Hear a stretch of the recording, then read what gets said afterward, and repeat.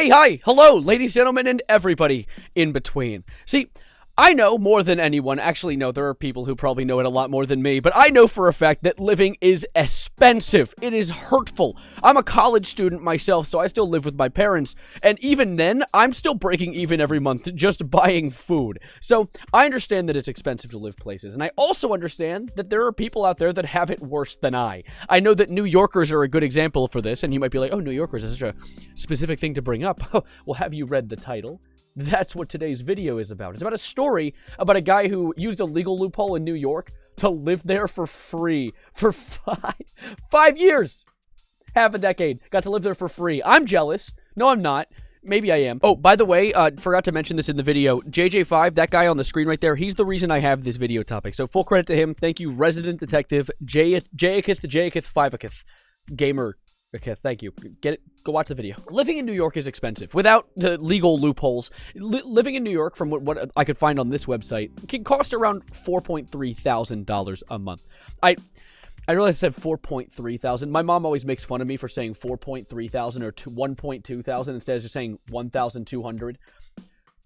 Am I weird for saying that? You guys can answer that in comments if you want. But yeah, and if you want a 2-bedroom apartment, just a small upgrade, it costs around $10,000 a month. So you're going to have to be pulling in a revenue of around $200,000 a year to comfortably live in New York and afford food. So with that in mind, I can understand someone being inspired by the idea of possibly trying to abuse the law in their own favor to live for free. I mean, we literally are the only creatures on this planet that live to be here. Really?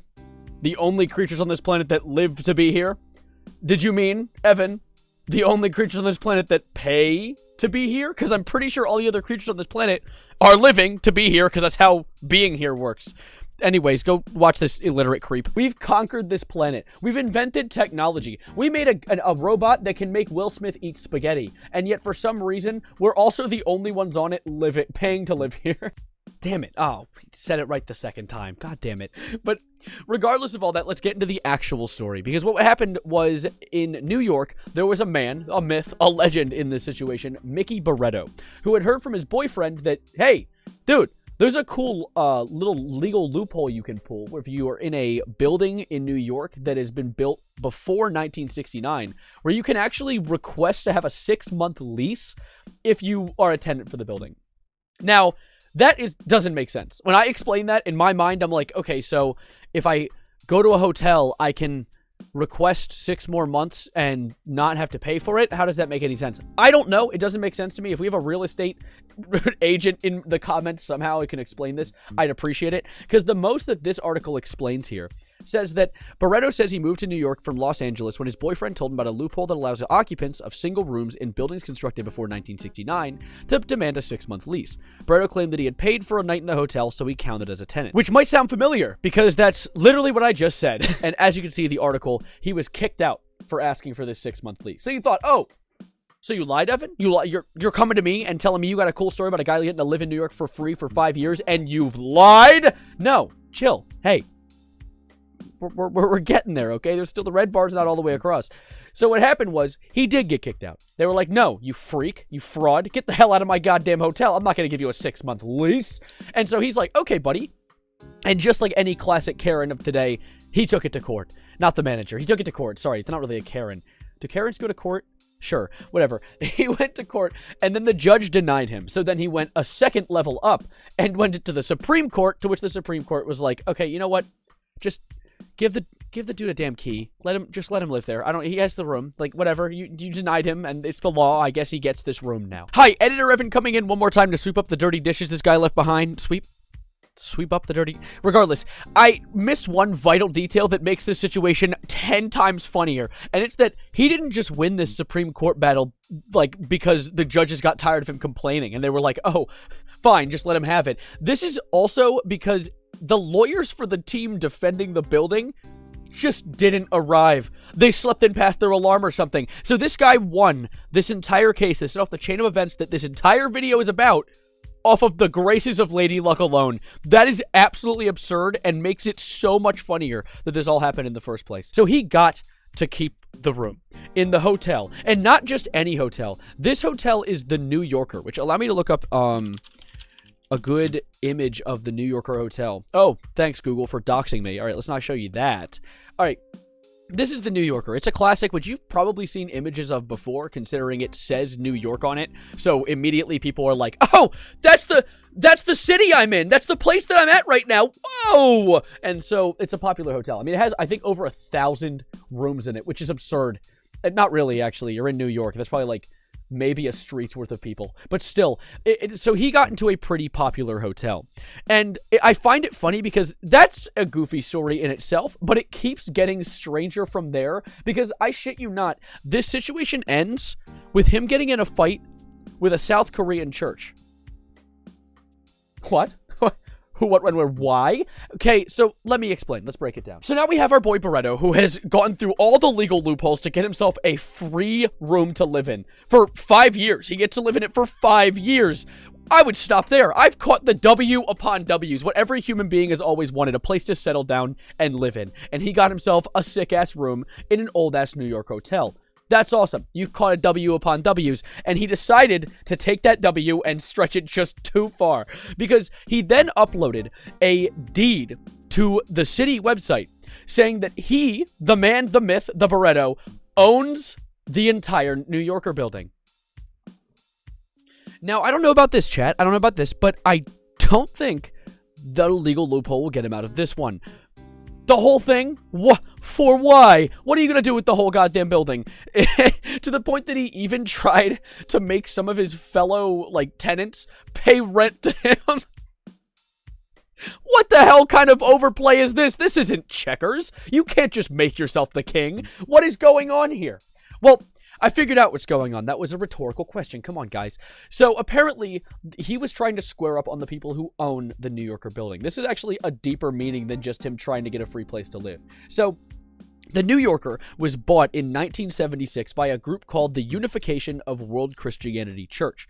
And it's a South Korean church that is run by the self-proclaimed messiah, the late Reverend Sun Myung Moon. And that's interesting. That's cool. Cool name. But I wanted to learn just a little bit more about this group, so I clicked on the link that they provide on the website about what they've written about this group so far. And I get 2 articles. One of them being that the Unification Church has had multiple members light themselves on fire, which, ouchies, that's not good for your body. And the other one is an article talking about how the Unification Church links to the assassination of the now former Japanese Prime Minister Shinzo Abe.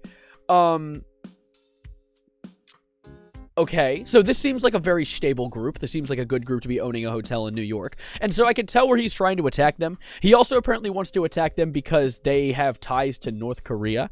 But holy shit, you are taking on the world right now more than I've seen most people do. And it all started because you wanted a free hotel room? That's bonkers. But of course, the Unification Church isn't just going to take this laying down. They're not going to let this dude just steal the hotel from them. So of course, they put up a lawsuit. They're like, hey, buddy, freak, that's our building you're trying to own right now. Not even buy. He just owned it. And so they brought it to court, and he got in trouble for it. And it's really funny because his reasoning for being able to do this that he argues in court is that they actually never subdivided the building. They never set it up for, different rooms being different ownerships.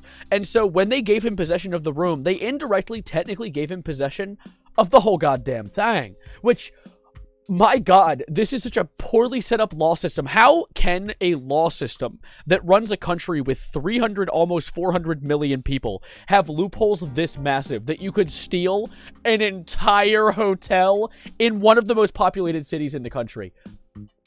Oh my God, how have more people not done this? Why have you guys not done this? Go do this. Go do it in my honor, okay? Maybe shout me out when you steal, I don't know, the actual Empire State Building, even though I don't think that qualifies, but pretend it qualifies. This is a crazy situation all around, and so after he squares up on the church, he claims not only that he should have possession, but also that he never actually claimed to commit any fraud, and that he never made a penny off of doing this. Which, to that I say, didn't you try and get your fellow tenants to pay you rent? Where did those pennies go? What happened there? But Regardless, that aside, one thing I love is the article quotes what his boyfriend said when the police raided his apartment to get him arrested for this lawsuit with the Unification Church. And in it, the boyfriend just says that he... Let me read the quote. "Oh, I thought you were doing something for Valentine's Day to spice up the relationship, until I saw the female officers." That is so goddamn cute. That What a slay-ass response. Oh my god. Now, at the end of it all, Barreto has said that the entire reason he went through with this, at this point, the legal wranglings is how he calls it, is because he was trying to fight back against this church. For a lot of reasons, some of them being things like this article listed, like doing mass weddings, as well as having very strange recruiting methods, which sounds kind of cult-like to me. But that's probably for another video for another day. I might dig into them. Who knows? Sounds like an interesting group. But for now, I'm probably going to hop out of here.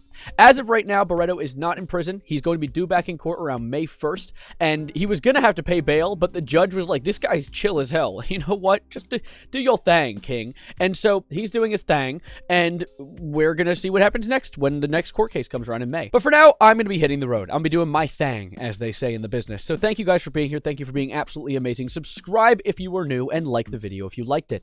I hope this was fun, me just sitting and telling you a story, essentially. I never know what you guys want to see. I just make what I find kind of interesting, so I hope it was something that tickled your fancy. Or didn't. That's kind of a weird thing. But thank you guys for being amazing. I'm gonna hop out of here for now. So, as always, adios, arrivederci, goodbye, good night, and someone go please steal the Empire State Building for me and name it after me. Thanks. See you around.